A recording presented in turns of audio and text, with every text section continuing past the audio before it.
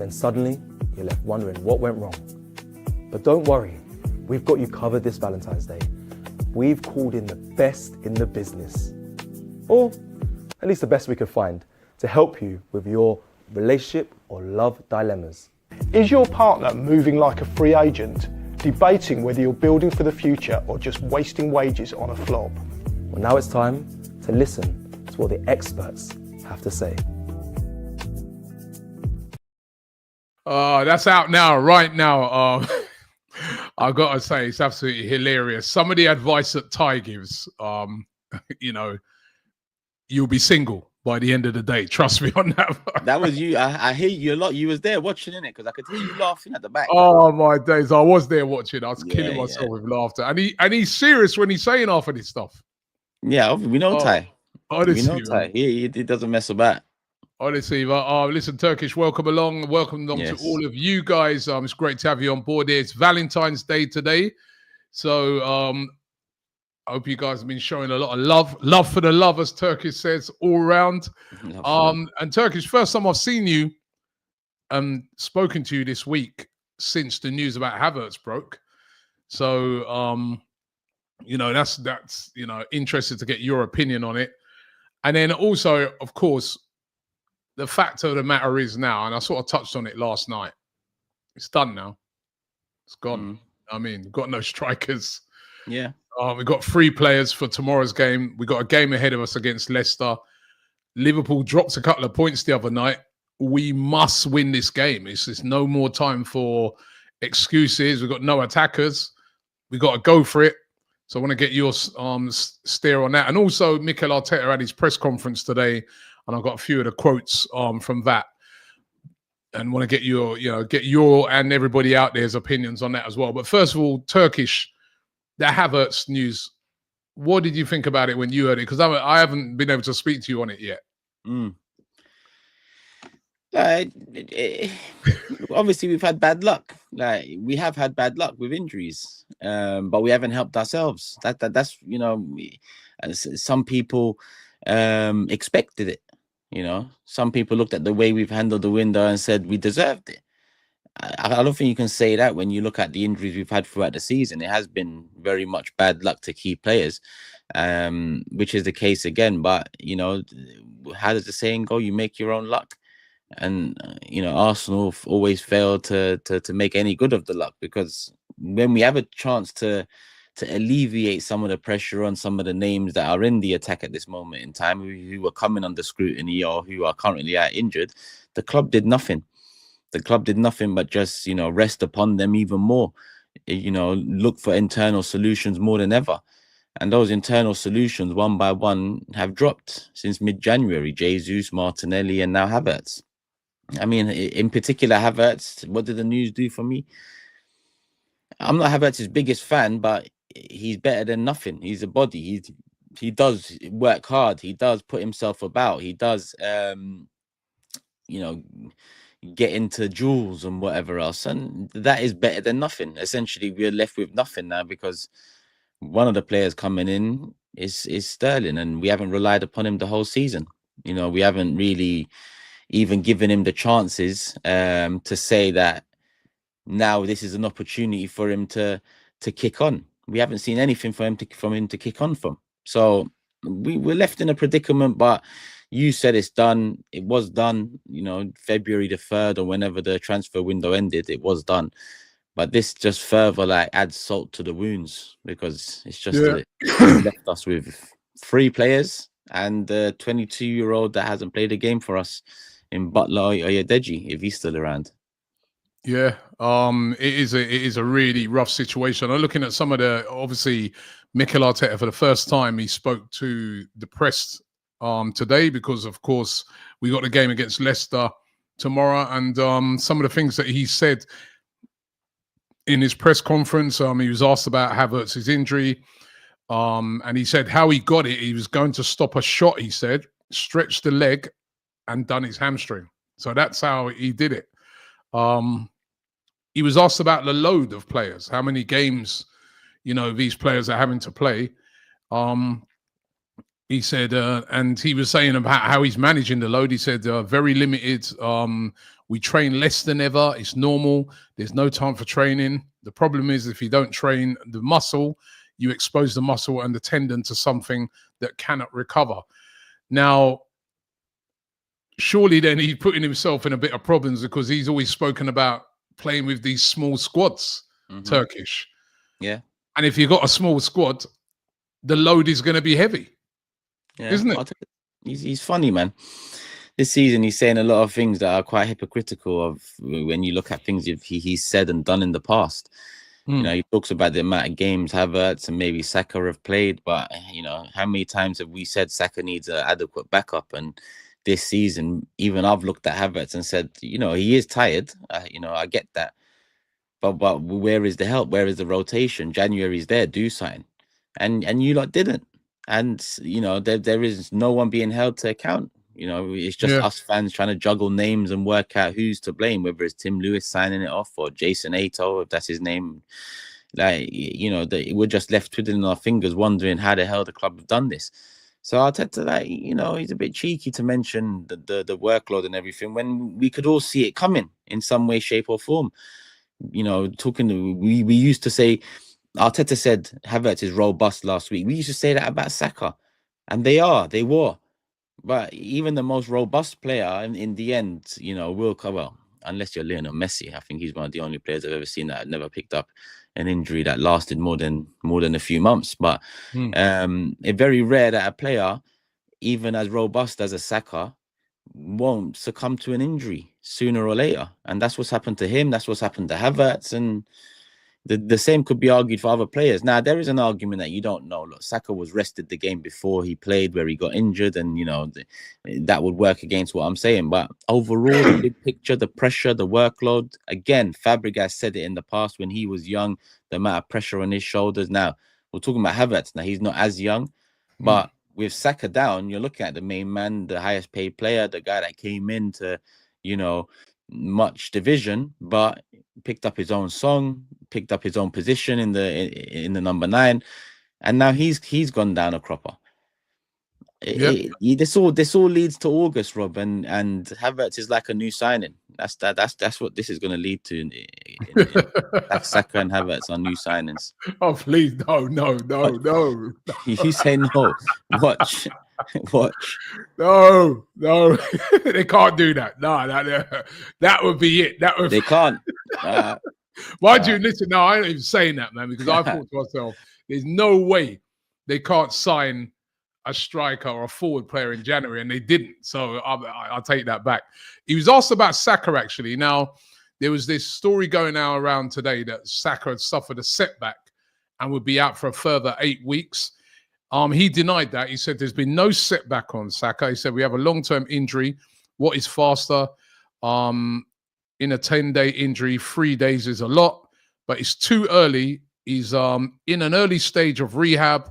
When we do more, we will stack on more load. Now, very interestingly, we spoke to Dr. Andre. We've spoken to him about, if you go back and watch the video, I spoke to Dr. Andre before about Saka. He explained this injury. And then again in the Invincible podcast, he was on again yesterday explaining hamstring injuries and talking about Havertz's one, which is literally the same injury as what Saka's got, which needs surgery. And he said at the time, 4 to 6 months. When I started hearing all this stuff about Saka could be back in March, I'm like, well, hold on a minute.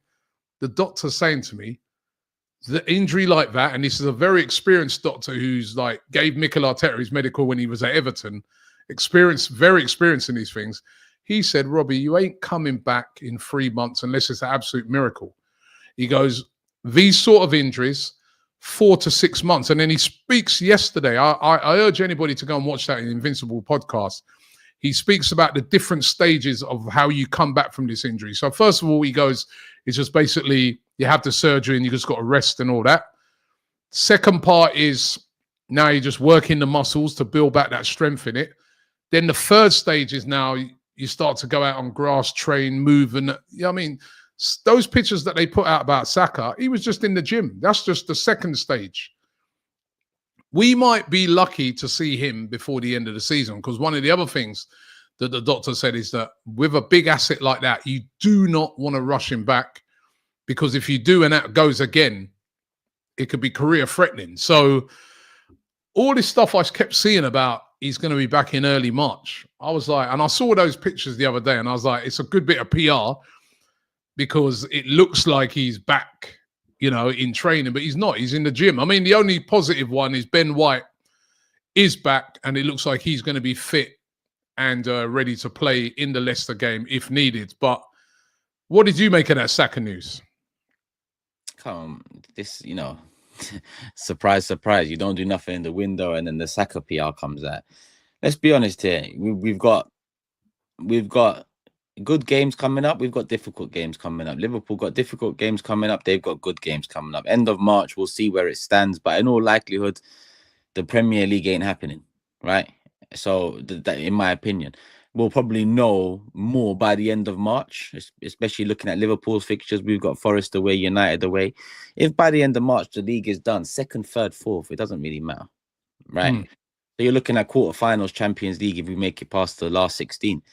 And if we are in the Champions League, then that's something to eye for April with Saka. If we're not, if we go out, if we're out of the league, then just let the guy just chill out, rest. He's got a World Cup next year. Every summer since he's been on the scene, he's had something to do with heavy burden, heavy workload, heavy responsibility. The only thing the club would be doing is bringing him back towards the end of the season if we're in nothing, is, you know, doing that whole Starboy's back next season. Come on, the boys. Like, you know, forget all that. Starboy wants other Starboys around him now, yeah? Give him the rest. In the summer, do what you need to do. So when he's coming back into the fold, seeing new players around him, intriguing players, interesting players like we are, and we're a lot more excited. So that all that stuff to me was expected. Someone even said it. I think someone said it on the channel. Someone said, watch when the window closes and the Saka stuff starts coming out. And lo and behold, the Saka stuff starts coming out, as well as new merch, by the way. New merch dropped today. New merch dropped today? Yeah, I see Dan Potts earlier talking about it. Just every week they're saying. No new players, just new merch. Michael says, Big Steve is right. Forget everything and get behind these players. If we go down, so be it. But stop conceding. 15 games left. Yasavi says, why doesn't anyone ask in the press conference how will the club be accountable for their mishap in the January window? Well, if they ask that, that's probably their last press conference. That's how those things go. That's why we don't get no invites. AFC Max says Robbie is too late to press love charges against Julian for his poor dating advice. How he became an expert, I have no idea. The thing with Lee should be a warning. Definitely, man. I mean, his love advice was terrible.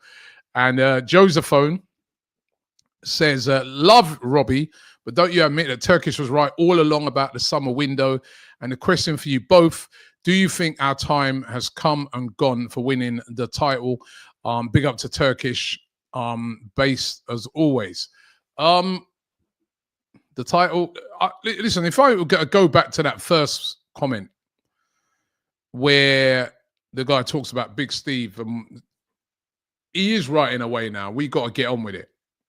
There's no point now in moaning and groaning about the players that are out. They're out.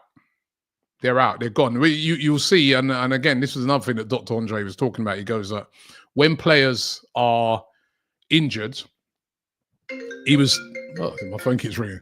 He was talking about how hard it is for those players, because he goes that basically what happens is they're not allowed to sort of be around the players that are training too much, because they don't want the players that are training. They want them focused. They don't want them getting depressed with all these injured players around them. So they have to sort of separate themselves away from them and get on with it. I think with us as fans, we're angry. Who's right? Is it this person right? Is it that person right? Is it whose fault was it? At the end of the day, come tomorrow, 12:30 kickoff UK time, it's the players that are on the pitch, and that's it. We got to get behind them. You know, I feel a bit sorry for them because they've been thrown in the deep end, but that's it now. We can't, get another player in. So we're going to have to get behind them, Turkish.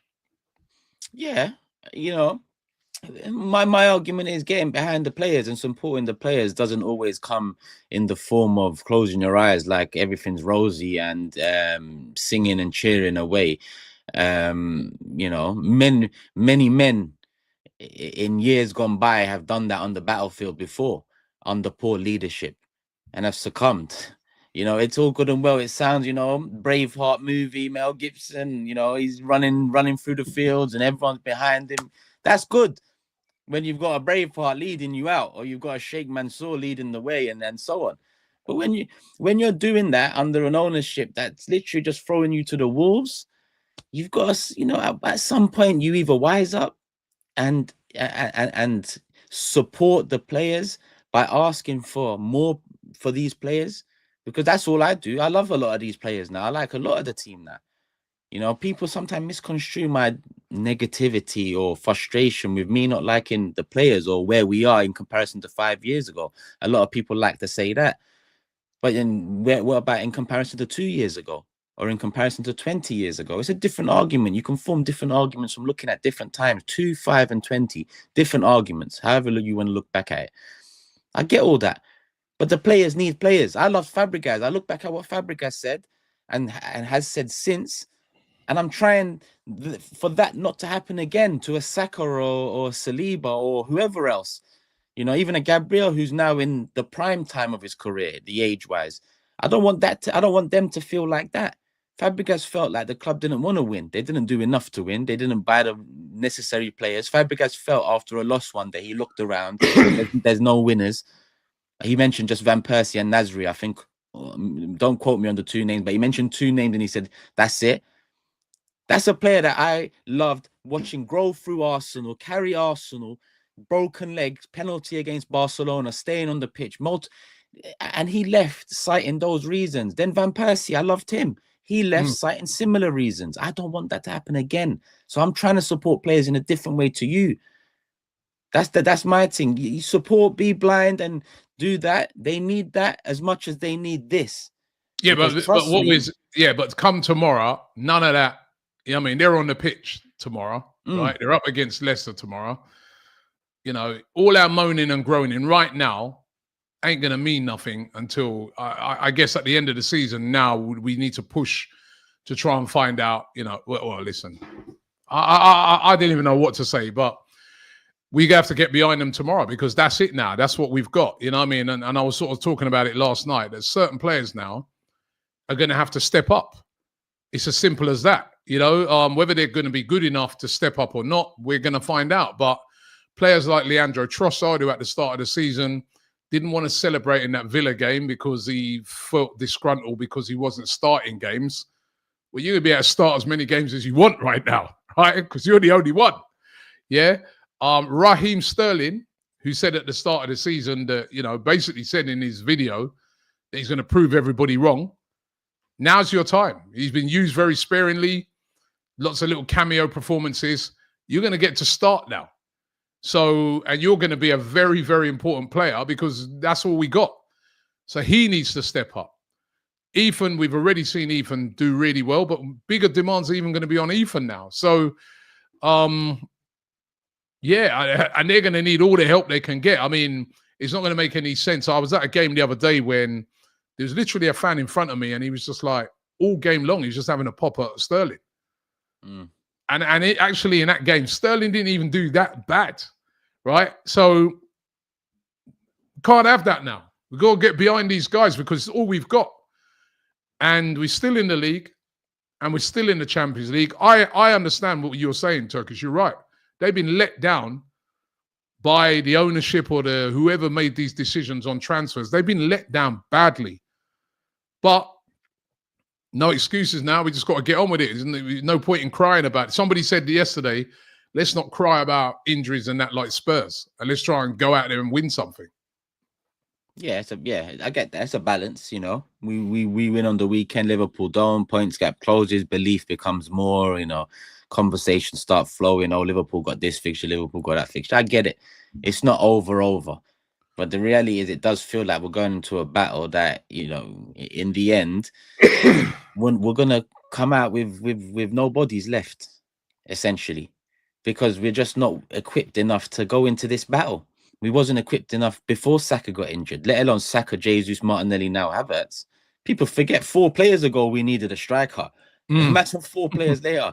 Man want me to be the most optimistic. Now I get it's not over, but it's also a balance, because all right, I get it. You know, it's off the back Slim of a hope. break. Yeah, there's a slim hope off the back of a little break. Forget the injury and the noise and stuff. Let's go beat Leicester. Let's go try put on a performance. Ranieri do something. Trossard get a goal. Sterling even, please. And then maybe let's just say in a beautiful world we win 4-0. Sterling gets 2. Trossard and Ranieri get 1 each, and we're like, yo. And Liverpool drop points. All right, there's a very different conversation next week. But the balance is that once the season ends, there's no real voice for the fans in terms of being vocal about frustration, about the window, about the ownership, about the board members, about the manager, about anything. Because once the season ends, that's it. Yeah. You know, the noise becomes transfer related. I'll tell you. No one's held accountable anymore about what you lot have just done in the last 2 windows, because it's a new window. The optimism comes from a new horizon. So this end of season, there is a balance. They've got to know that we're not idiots. Like, we've seen you do this before. They've got to know that you're going to get it. It's your club, Kroenke. It's your club. You own it. So it's up to you. Are you going to try get away with it again and piss us off even more next season? Or are you actually going to do what you need to do, and that show that you want to win a trophy for the first time in your tenure? Yeah. I mean, listen, you say that, Turkish, right? What worries me is any loss, any draw. Say we went tomorrow and lost that game, drew that game, it all comes back again. Again, it's all out. It's all, you know what I mean? And it's going to be very, very vocal this time. So that's going to be always boiling up in the background. If a player misses a chance, look, see, why didn't they go January window? But that's what they've brought upon themselves now. I don't think they realize it. Me and you know it, because we've been in this game long enough. We know. So any loss, any draw, any game where loads of chances are missed, all of this comes back again to the fore. And that's what they've done with what they. That's why I still can't get my head around it. I really can't. Of whose decision this was. Let me get a few more super chats here. Johnny says, what do you guys think of Lewis Skelly on the left, Trossard false 9, Ranieri right? Do you really think Sterling can step up? Do you think Sterling can step up? No. He has to. Mate. Otherwise, to me, he doesn't care. He doesn't care. To me, the fact that we're even suggesting these things of Skelly moving to the left and stuff, it just shows that, there's not a lot of faith in Sterling at the moment. There's this one from AFC Max. He says, I know this might not be a popular opinion, but I don't put the blame on Arteta or for the summer and the winter transfer windows. He can put in his recommendations in, but what do I blame him for is not proper rotation and playing Partey at right back. And he also goes on to say, I blame the board and the owners and the scouts and the people in the transfer window for being stubborn, for not taking advantage of the opportunities that were given. We get behind the team more than ever. Come on, you Gunners. There was one other thing, Turkish, at the press conference. Now, he was asked about would he be looking, Mikel Arteta, would he be looking in the free agent market? And he said, listen, they're going to be actively taking a look at that. I mean, we've heard that before because they said they were going to be actively looking in the market. Yeah. There's one player's name that keeps coming up. I've been hearing it. I was listening to the radio today. It came up. This name keeps coming up all the time. Diego Costa. What do you think? Oh my God! Another Chelsea guy, man. That's what I think. Just another top striker in his day. Top striker in his day. I would have taken him in his prime. He's one of those players that you'd love if he played for you. You hate playing against him. But come on, man. Oh my God. Like, what a team we're trying to create. Diego Costa, Sterling, Havertz, like, well, Jorginho. Oh my God. I'd rather take Carlos Vela, if I'm honest with you. If you ask me, he's another one that's in the he's a free agent as well. There was an interesting one that somebody said yesterday. Ben Yedder, he's a free agent at the moment. Ben Yedder. You know Wassim Ben Yedder. He played for Monaco, I think. Yeah. And he got released. Yeah, Ben Yedder. And he scored quite a lot of goals over the last couple of seasons. He's apparently a free agent. He was. He I remember him a couple of seasons ago scoring goals, but I don't know what happened with him. I think Monaco have dropped him for some case or something. I don't know what's going on with him. Sorry? I think Monaco dropped him because of a court case or something. Yeah, when is that court case? I don't know. I don't know I don't know what he's on. I don't know what's happened, but yeah, that's what I keep on hearing with him. Oh, so that's why that's why no one's going near him. No. You know? Lucas Perez, I've heard. Oh. Lucas Perez used to be with us. Yeah. Deportivo let go of him, or he cut ties December or something. Oh, there's no barrel left to scrape, Rob. There's no barrel left to scrape. Crazy, man. Crazy. We're just out here, man. Wow. I ain't even confident against Leicester, you know. I'm really not. Well, you know, when you look at the stats around, we've got a very good record against Leicester, right? So, and Leicester, not exactly, as we know, they're right down in the relegation zone.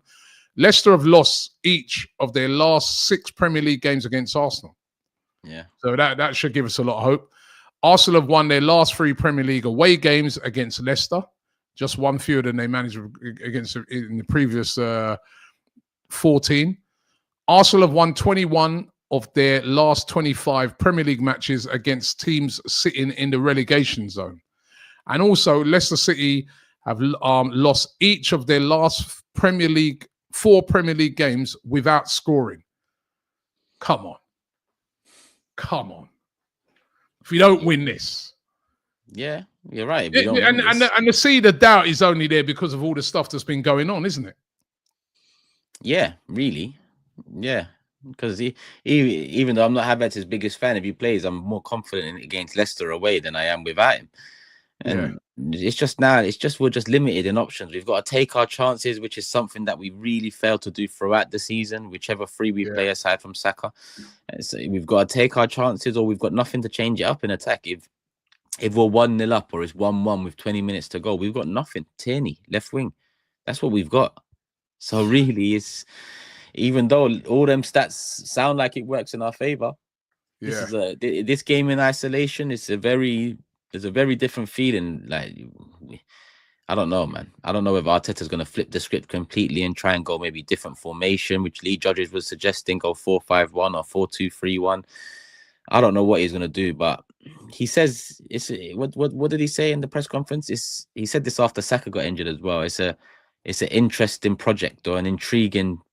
Like this, none of this is interesting or intriguing, brother. But okay, let's see. I'm interested and intrigued by what you mean by that. So we'll see what he does. Have you thought of any sort of things he could do differently with that forward line? Has anything come to your mind that you're thinking, well, why not try this person there? Or what about using this person to bring on as an attacking player or converting a player from this position to that position? I think Trossard works best centrally, right? I actually think he works best as a false 9. So Trossard 9, Sterling works or has worked best in his career off the left, and Nwaneri has shown his best form off the right. I think the front 3 picks itself if you're just going for the 4-3-3, the usual format. But if you're trying to hold one back for an impact sub or something off the bench, then that person suggested Lewis Skelly moves up a little bit more potentially, but I just don't see Lewis Skelly as a winger. I see him more as an 8 or a centre midfielder than a winger. People have said Mourinho most like Havertz in terms of body shape, structure, all of that stuff. Apparently he's played further forward before in Spain. Yeah, but or in that false 9 position, Miko Mourinho. Yeah, probably played against Cadiz and all these teams in false nine, man. This is Premier League football. We're trying to listen. If that's the interesting and intriguing side of things, Mourinho up top, I'm interested and intrigued. Watch along tomorrow. We will be there. I was thinking, what about Calafiori on the left wing as well? Because I do feel he is a player that could play further forward. And he's had 2 goals this season where the finishes have been like finishes of a striker. Like that one that's finish that he had at Wolves. The technique he displayed on that was brilliant. And I did see where he said he used to play on the left wing when he was younger. You know, maybe that might be a shout. And of course, like you said, Kieran Tierney, he's been brought on a few times as a sub and been pushed up further up on the left-hand side. And what about, remember James's suggestion about bringing Zinchenko into that midfield area as a more attacking player? Yeah, or what about even just changing the formation? I don't know. Yeah, I mean, I think Lee, when Lee went with his formation, he kind of played Declan Rice towards the like more tucked in 10s with Declan Rice and Ranieri behind Trossard. I think it was. He put Sterling on the bench, which again is something. But we're all trying to work things out without knowing anything. Even with Calafiori, I get what you're saying, but we signed him as a centre back. He played left back. He's been injured. Now potentially we're flirting with the idea of putting him left wing. It's all we know is we're a mess right now. I just want to see, how, because as much as I've been frustrated with Arteta's part to play in this, right? Because he has had a big part to play in this. When you look at some of the names, some of the people he signed and where we're at with our wage structure and whatnot, that's held us back. I get that. But you also look at what he's done, with the injuries in terms of getting us through to a place where a lot of fans can still turn around to me and say, yo, we are 7 points off with 14 games to go. There's still a chance. When you look at how this season has worked out in terms of luck and poor squad management, something that he's got a part to play, he has shown again that he's a good coach. We've still been pretty solid throughout. Our attack our attack hasn't been attacking, but our defense and our unit and our midfield. But come on, that can only go so far now. Even if we do pull it out the bag, and Mikel shows again that he's an excellent coach by maneuvering through the last 14 games without losing a game, but without getting over the line with a Premier League title, it's not enough. I can't keep on looking back and saying, well, he done well when he faced up against this, or he done well when he was left with this, or Nah, we need to win. No more, like you said, no more excuses. The title says no excuses. We've got to win stuff. All right, we're going to be joined by somebody who I think might be able to help us out with maybe some different formations than that. James is waiting in the wings. Let me just do a couple of these super chats. Yeah, bring Graham as well, man. We'll do tactical stuff. Mr. Kaplan says, is Thierry Henry declared fully fit? Would you take him? Right. Half fit. Josephine said, we need Brighton to win tonight. Top 4 races now on. Bloody hell.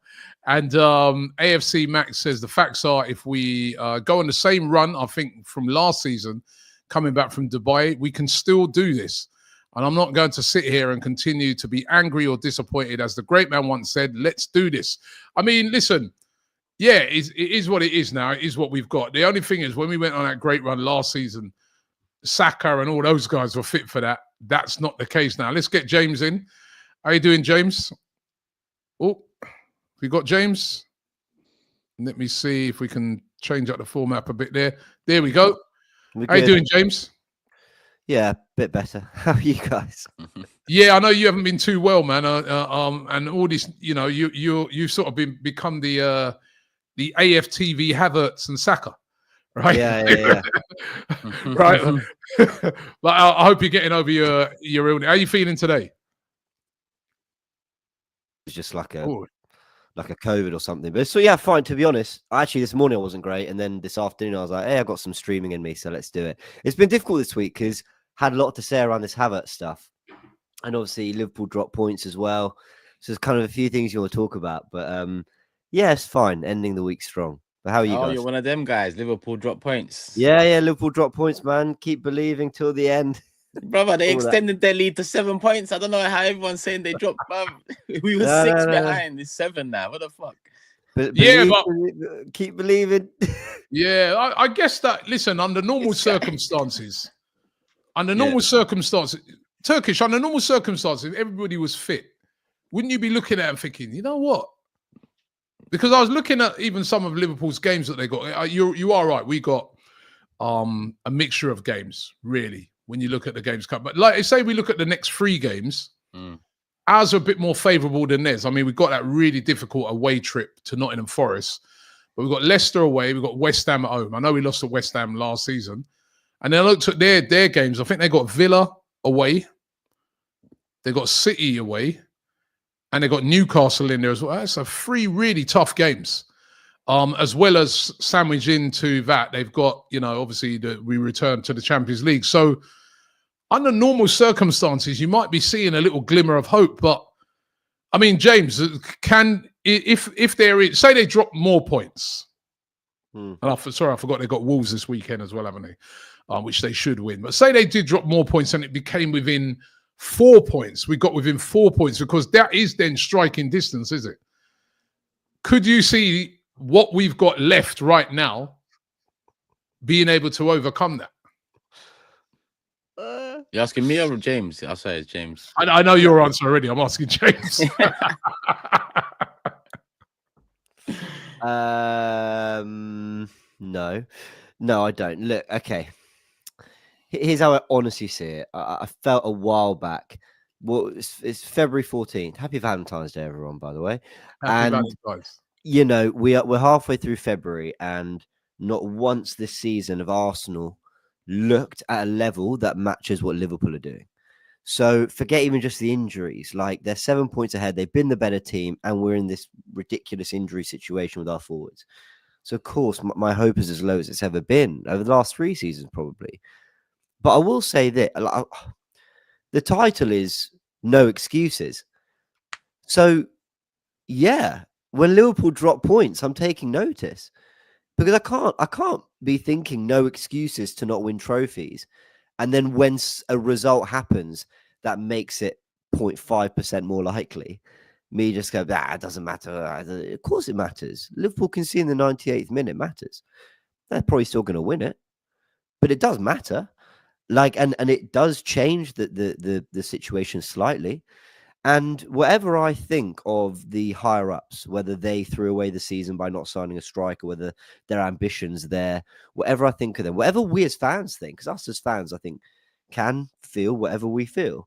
But I don't for 1 second excuse any player or manager that's throwing away this season. Absolutely not. You keep fighting. You keep going. Of course. No matter how bleak it's looking. When all is said and done,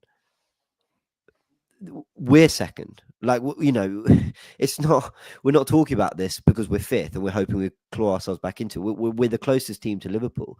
So you just got to keep trying to put points on the board and hope something swings your way. Do I believe it will happen? I don't. But otherwise, what's the point us all turning up on the weekend? We're turning up as fans because we want to see our team win so they get another 3 points. And then we keep hoping that things go against Liverpool. Like I said, I don't believe that's how it's going to go. But I'll keep hoping for it. Yeah, I mean, one thing I think we have to say is that this team has shown quite a lot of resilience this season. I'm talking about the players now, right? Not the club. Yeah, I'm separating players away from the club right now, right? They've shown a lot of resilience this season because there've been a lot of injuries. And there's been a lot of sort of setbacks, like, games where players have been sent off down to 10 men and that. And they're still in second place and they've still got a chance. Now, the thing is, can they show that resilience now and really put up a fight? I think they would get a real lot of respect from the fans if they at least show a good fight from now till the end of the season in this title race. The last thing we want to see is these players waving that white flag and thinking, we're without Saka, without this guy, without that guy. This is where you need your leaders now, isn't it? This is where you need your Martin Odegaards, your Declan Rices, your Gabriels, these sort of guys to really sort of say to the other guys, all right, listen, like I said, no excuses. We've got no attackers. They're out, they're gone. let's try and win it for them, and let's win it for us as well. Let's really put some pressure on Liverpool. That's what I'm looking at tomorrow. And you know what? Let's just rewind back to that game against Man City. What I loved about that game is the fight and determination that was shown by some of those players. They obviously wanted to put one over City because of what happened in that previous game. And it's that kind of fight that they're going to have to show Turkish, isn't it, from now till the end of the season? Yeah, I mean, people get onto me because I've given up or whatever. It's not about me giving up. At the start of the season, I thought we left ourselves short. So if that's what people want to, the tag people want to apply to it, for me, it's more being balanced enough to know that, one part of this, the way to look at this at Arsenal is as a football club. And, many would be right in their way to support a football club. But another way is a company, because I've come to learn that over the last 20 years. And, the same way you support a football club, if you scan that over to a company, then it's great custom. And that is the balance that, me as an Arsenal fan, I have to find, because I'm not I keep on saying this, I'm not an idiot. I've been an idiot many times because the club will take you for an idiot. But that's just me. The players should still believe. But you talk about the leaders. All right, some of the players look around. Where's the leaders? Declan Rice, cool. Declan, he might need a leader at one point. All right, where's the leader? Mikel Arteta. Mikel Arteta might need a leader at one point. Where's the leader? Nowhere. And there's the problem. We're on the battlefield, and we as spectators are talking about how much chance we have on that battlefield. But the reality is, the leader of the men on that battlefield has bounced, or he's instructing from another continent. So the players know this as well. I keep on mentioning the Fabregas and Van Persie thing because we can lie to ourselves as much as we like and say the players should still believe. Yes, they should still believe. That's not a lie. But would be lying to think that what we didn't see in the transfer window won't affect the players, same way it affected us fans, because we've heard it from potentially legendary players of Arsenal's last Emirates era with Fabregas and Van Persie that ended up ruining their status at the club, and us looking back and asking what if under Fabregas, what if in the Van Persie era. I just don't want to do that again with these players. So the players should still give their all. And what you said about, would have massive respect for them. I do. I think we generally do have massive respect for the players. Generally, I might not like one or two, think we should be doing better. You might not like one or that's cool. That's just generally over time. I didn't even like one or two players in the squad of the Invincibles era. I think Seagan was one of them, but he played his part in a couple games or whatever. But at the end of the day, I just think the players should try, but inevitably we're going to come up short. And then when the season ends, it's on to the next one. Transfer window, all the rumor mill picks up, and everyone forgets about what just happened this season. Everyone forgets. We've essentially forgotten about the last two where we've come this close to winning. Why? Because we didn't win. So when I say you remember seasons where you win more than anything, believe me on that. So imagine what we're going to do with this season when it's May the 26th and game week 38 is no longer and we didn't win anything. We're going to forget it quicker than the last two. But forgetting it just as quick, it works in their favor. So big up the players. Keep doing your thing. Try beat Leicester. See what happens with Liverpool. Let's see where we are come April when Saka's back. Hopefully still in the Champions League. And we take it from there. But well, I like the way you've both said it since I've been on stream, which is you're separating the clubs from the club from the players. Or it sounds silly, but but it's the truth. I totally agree. I mean, if you're separating Arteta and it's funny because Arteta's kind of in between. But okay, forget Arteta for a sec. You separate the players and you separate the hierarchy.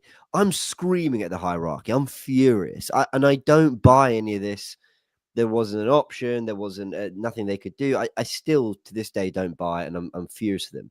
Then you turn your attention to the players, and then immediately you go kind of, right, what can we do? Now, Kai Havertz, look, he done better up front than I thought he would, certainly since the start of 2024, and fair play to him. And of course, I really wish we had him available, and I wish him a speedy recovery on his injury.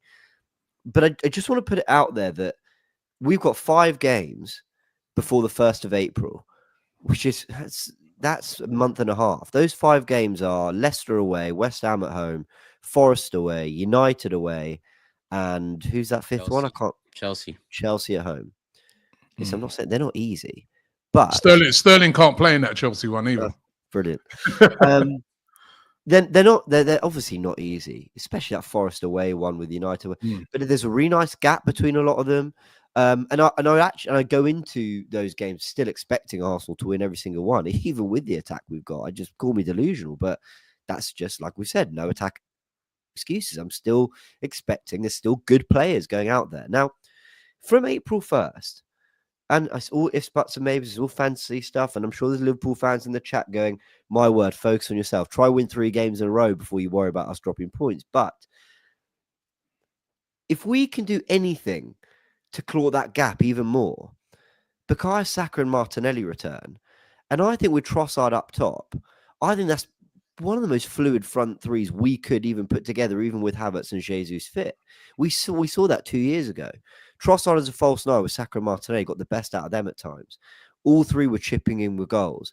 It was really fluid. It was really exciting football. Trossard could drop in, help on the creativity front with Ødegaard. You still got Partey, Rice going out there. You still got a great back 4. Arsenal don't actually even forget the league, and that's just what you get ready for the Champions League. If you do your bit in the round of 16, we're still fielding a very good 11 come April 1st for the final 2 months. That's if Saka's back. Well, that's the reports are that him and Martinelli are on course for a mid-March return, right? And I'm talking about 1st of April. You know, I mean, even today in the press conference, Mikel Arteta was sort of saying that, you know, he's just in this sort of rehabilitation stage, and was sort of like dampening down any expectations of him coming back. And as I was saying at the start of the show, the interview that we did with Dr. Andre, he said to me, injury like that is 4 to 6 months. No, even with the Havertz one, they've just basically said he's out for the season. Innit? They said that he'll be back in pre-season rehabilitating, and it's the same injury. So I'm not sure if Saka will be back. Obviously, Martinelli will be back, but I'm not sure if Saka will be back. I mean, yeah, fair enough. And if he's not, then obviously I feel very differently, because we're talking about our best player here, and having a best player back makes a massive difference. Point I'm making, people, is look. If you're all wanting my prediction, it's that we'll stumble over. We'll stumble to the end. We'll finish 2nd or 3rd. We'll do nothing exceptional in the Champions League, and that will be at that. But I think the players have to be telling themselves internally. They almost need to be just setting like benchmarks. Get to here, and then these players come out. Get to, and the point is, we can be at a point in the season where there's still a good 11 going out. And I say all this to say, not to get all your hopes up. I see the chat saying hopium, copium, all that. It's not to all get your hopes up. It's to say that there shouldn't be excuses for this team to just be crap for the rest of the season, because they're not. Like, these aren't bad players that are still going out there. Yeah, listen, they haven't had the help, but still. They can't. They just got to forget about it now and just get on with it. It is what it is. Let me do some super chats here. Joseph Phone says, let's play with a back 5 with all the quality defenders we have. We should make use of our strength. Mourinho and Conte won a title with it, and Simeone has had great success with being a defensive team. True. But then they always have good attackers as well. They always have at least one guy that's a good attacker. Clara Bitsy, big up Clara, says, question for Turkish and James. Who is doing more productive job with the good output? The refs operating VAR in the Premier League, or 2, the guy who records Transfer Daily every day during the transfer window? Clara Bitsy, who's a big Chelsea fan, by the way, I'd worry about your game coming up, right, against Brighton. The Seagulls at 8 o'clock, because they turned you over last week. You know, it's really fascinating how, like, some people have been giving me the blame, right? Because I read out, because I do a show called Transfer Daily, which aggregates all the transfer rumors out there. It seems like I'm buying the players too. But listen, big up to Clara, our real regular on DR Sports. And Kevin Kelly says, we ain't been firing up front even before the injury. And AFC Max says, I hope to meet up with you, James, in Australia. Okay. And one here from Rayon, he says, sign Thierry Henry on a permanent. He was class today. That's how desperate we're getting. I mean, yeah. I mean, James, the game tomorrow, Leicester. You confident? Yeah. Why not? Why not? We're not like, you know, when someone's just off the back of being ill, and they're just in a good mood. This is James right now. You know, he put a video on Gooniverse up. Don't give up. He's come here like, yeah, why not? Watch him Sunday. Watch him Sunday. Yeah. I'm delirious, but it's like I keep saying, it's not. What, are we fielding a bunch of jokers tomorrow? I can think of one player that I'm really struggling with in that 11 tomorrow. Who? Sterling, if I'm honest. It's the one player I'm really struggling with his form. Everyone else, like Trossard's Waneri's really exciting. We're gonna have our best midfield three and probably our best back four. Like the transfer window, how I feel about that is separate to what I think of this team still. Yeah. And what I think of pretty much a lot of the players that are going to go out there. Yes, our whole front three has been decimated, but it hasn't affected our midfield and our defense. So yeah, there's a certain level Arsenal should absolutely not drop below. So of course, I'm still confident. And I'm extending that through the season. It's why surely as well, set pieces might play a part in this because they've been dreadful from defending set pieces, haven't they, Leicester? Yeah. Yeah, and they were a couple seasons back actually as well. So yeah, you'd think so. But look, Leicester are always a spirited side. They just won at Tottenham the other day, and Vardy's always out to prove a point, isn't he? So I actually haven't really done my research on what to expect to Leicester and who's expected to be available and all that. But yeah, no Premier League game's ever easy. But I'm not. I just feel like there's this undertone of the window was bad, and now we've had even more injuries. And now we're like a mid-table club and we're awful and we'll expect a 6th place finish. Like my expectations at the beginning of the season with everyone fit wasn't that we were going to win the league. And it's even less so now. I'm not going to people think it's hopium. It's the opposite. I'm actually setting a higher standard for this team than most other people, which is don't drop below a certain level. You've got to beat Leicester. In the most respectful of ways, in my opinion. Yeah, no, I agree with you. This super chat here, right? Somebody suggested this last night, right? And I've gone away and thought about it and thought, can I do this? But I don't think I can. But check this one out. There's right? one man who can. I'm telling you that's you. Dave says, don't forget the new show coming out till the end of the season, Free Agent Daily, featuring Robbie Lyle. Try, I'm telling you, try till the wheels fall off. Hi, welcome along to Free Agent Daily. We've got some breaking news on Diego Costa, right? Have you seen that list? I've seen that list. Shocking list. It is a shocking list. I mean, I saw a report today saying Arsenal looking at the free agent market. It's like, well, Arteta was asked about it, James, and he said, listen, of course we're going to look at it, but there's nobody on that list. I mean, Ben Yedder was the only one I was thinking of, but apparently he's got some case, the guys in the comments were saying. So probably they'll stay far from that, but I can't think of anybody else on that list. So I saw the name Maxi Gomez, and I thought, oh, all right, he's quite good on Football Manager. He played for Valencia. And I looked his last season, he played for Cadiz. He's 28 years old. He's a good age. Do you know how many goals he scored for Cadiz in 33 appearances? 1. 0. That's true. Do you know how many assists? Why he's a free agent? Do you know how many assists he got? 0 as well. None. He got 0 goal contributions according to Transfermarkt in 33 games. I mean, and that was the name I looked at. 28, 4 or 5 months. Yeah, could do a job. No. Just they're free agents for a reason. Half of them, you know what I mean? Yeah, they're free agents for a reason. What's Balotelli doing? I think Balotelli's got a club, isn't he? Isn't he at Vieira's club still? Yeah, Strasbourg. No, is he or did he leave Strasbourg for somewhere else? But I think he's got a club. You know who I saw playing last night? Who we could have got? Morata.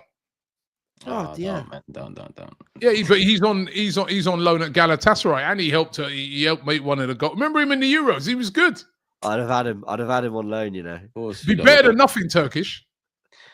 Yeah, Cecil's better than nothing as well.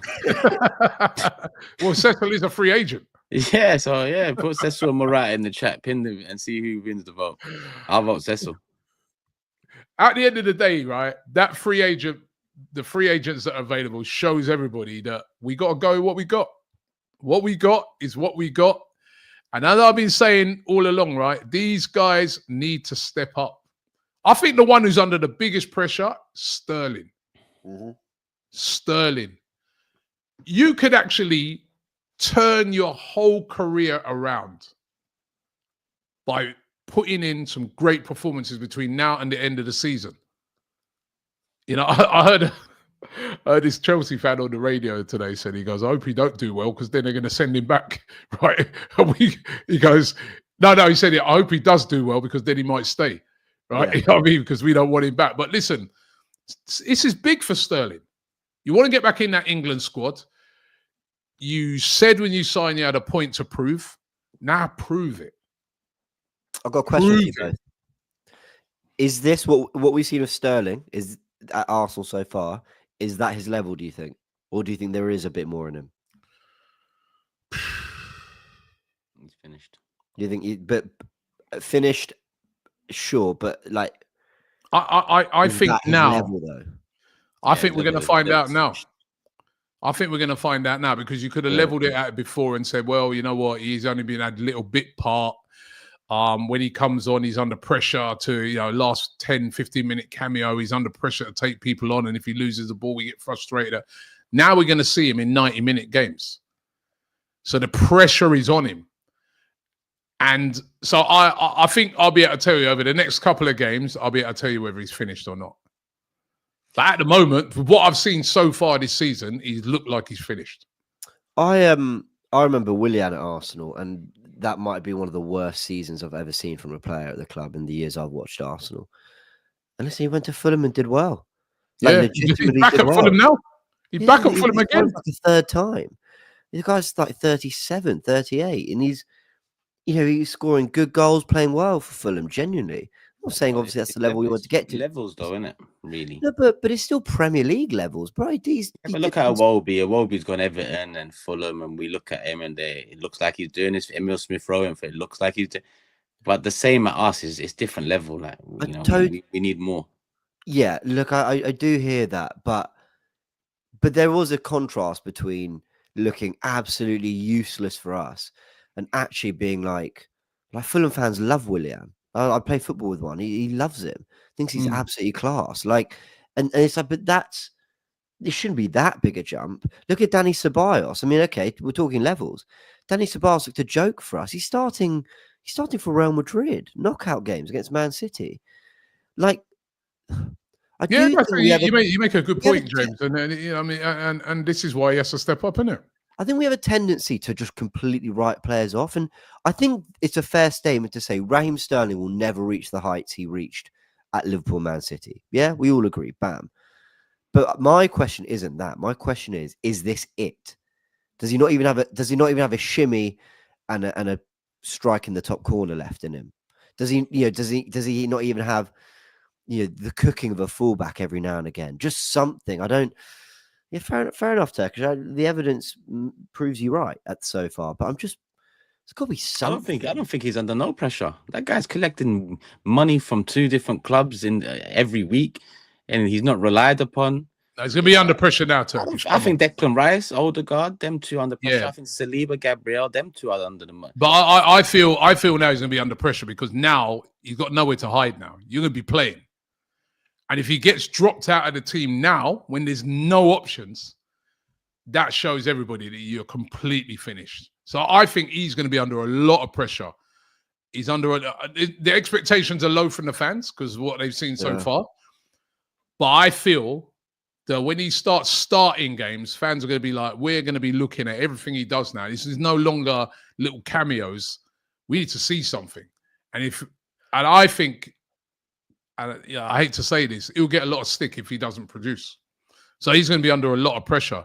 Let me do, we're coming towards the end of the show today. Let's do some more super chats. Black Hole says, as much as I'm hungry for silverware, but also for our stability. Assume for a second United win the FA Cup. I still wouldn't swap our last 3 seasons for theirs. Dressing room atmosphere does matter too. Sandor Janelle says Premier League first and Champions League first, you get 81.3 million. Premier League 4th, Champions League 16, 62.5 million. So the Cronkies are happy, saying it's all about finances there. And Gary says, sad we are looking to loan players to save our season. But that's where we're at. That's where we're at. Before we go, guys, let's get your predictions for the game tomorrow. Let's start with you, Turkish. 2-2. 2-2. Okay. I said 2-0. Yeah, I'll stick. I think 2-0.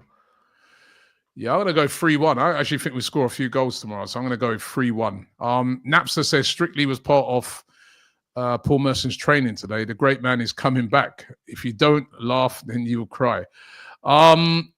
Yeah, well, those are our predictions. Don't forget tomorrow. Oh, let me just do this last one here from Suj, another super chat, who says, big up everyone. Hope you're feeling better, James. Let's hope James is feeling better.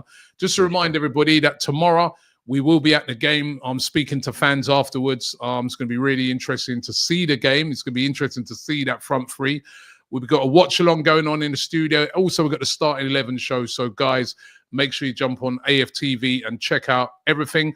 And actually, in the evening at 7, we'll be back again with another live. I'll be on that one. I'll be at the game, so I'll be on that. Should be back by then. It's an early kickoff, 12:30 UK time. So make sure you join us tomorrow at 7. But I want to thank Turkish. Want to thank you, James, as well. Good that you're making a recovery. You know what I mean? I appreciate it. Be back in full training soon. Starting up front soon. There we go. Yeah. All right, but listen, thanks, and thanks to you guys for tuning in. To remember, we're here every single night at 7 p.m. with our lives, so make sure you check it out. It's all about you guys getting involved, and we love the way you've been getting involved in all the lives that we've been doing so far. Thanks very much, and let's hope Brighton do a job tonight as well. That Clara, yeah, I mean, come on, Brighton, do a job tonight as well. You might have a top 4 race like that guy said earlier. Take care. Love. Love is like Arsenal's title challenge. It starts with hope, it gets intense, and then suddenly you're left wondering what went wrong. But don't worry, we've got you covered this Valentine's Day. We've called in the best in the business, or at least the best we could find, to help you with your relationship or love dilemmas.